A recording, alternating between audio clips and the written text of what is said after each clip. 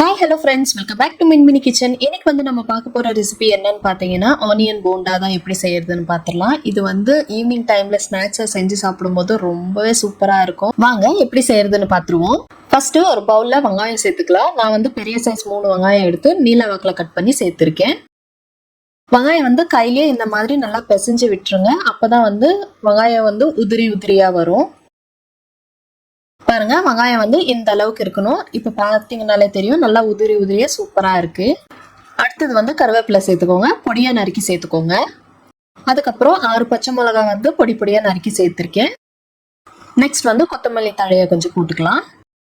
1.5 cup வந்து கடல மாவு சேர்த்துக்கோங்க. எந்த பவுல்ல வந்து நீங்க கடல மாவு அளந்து போட்டீங்களோ அதே பவுல்ல 1/2 கப் வந்து அரிசி மாவு சேர்த்துக்கோங்க. கொஞ்சமா வந்து சால்ட், அதுக்கப்புறம் கொஞ்சமா வந்து சில்லி பவுடர் போட்டுக்கோங்க. காரத்துக்கு ஏற்ற மாதிரி நீங்க அட்ஜஸ்ட் பண்ணி போட்டுக்கோங்க. நான் வந்து 1/2 டீஸ்பூன் தான் போட்டிருக்கேன். அதுக்கப்புறம் கொஞ்சமா வந்து இட்லி சோடா போட்டுக்கலாம். எல்லா ஐட்டம்ஸும் வந்து போட்டாச்சு. இதுக்கப்புறம் நம்ம வந்து கொஞ்சம் கொஞ்சமா மிக்ஸ் பண்ண ஆரம்பிச்சிடலாம். ஃபர்ஸ்டே வந்து தண்ணி சேர்த்துறாதீங்க. ஆனியன்லயே வந்து தண்ணி இருக்கும். ஒரு வாட்டி எல்லாமே நல்லா மிக்ஸ் பண்ணிட்டு அதுக்கப்புறமா எவ்வளோ தேவையோ அவ்வளோ மட்டும் தண்ணியை தெளிச்சு வந்து சேர்த்து மிக்ஸ் பண்ணி எடுத்து வச்சுக்கலாம். பாருங்க, எல்லாமே ஒரு வாட்டி நல்லா மிக்ஸ் பண்ணிட்டேன். இதுக்கப்புறமா கொஞ்சம் கொஞ்சமா வந்து தண்ணி சேர்த்துட்டு மிக்ஸ் பண்ணுங்க. ஒரே வாட்டி தண்ணி சேர்த்துறாதீங்க, ஏன்னா ரொம்ப தண்ணியா இருந்துச்சுன்னா போண்டா நல்லா இருக்காது. கொஞ்சம் கொஞ்சமா தெளிச்சு நீங்க வந்து பிசையும் போது வந்து ஒரு திக்கான கன்சிஸ்டன்சி வரும். பாருங்க, சூப்பரா நான் வந்து பிசைஞ்சு எடுத்து வச்சுட்டேன். இதுக்கப்புறம் நம்ம வந்து எல்லாமே உருண்டை பிடிச்சி எடுத்து வச்சலாம். உங்களுக்கு எந்த சைஸ் வேணுமோ அந்த சைஸ் வந்து நீங்க உருண்டை பிடிச்சி எடுத்துக்கோங்க. அழுத்தி வந்து ரவுண்ட் பண்ணாதீங்க. ஜஸ்ட் சிம்பிளா வந்து அழுத்தம் கொடுக்காம ரவுண்ட் பண்ணி எடுத்து வச்சிங்கனாலே போதும். எண்ணெய் வந்து நல்லா காஞ்சிருச்சு. நான் வந்து எல்லாமே உருண்டை பிடிச்சி வச்சுட்டேன். இதுக்கப்புறமா நம்ம பொரிச்சு எடுக்க வேண்டியதுதான்.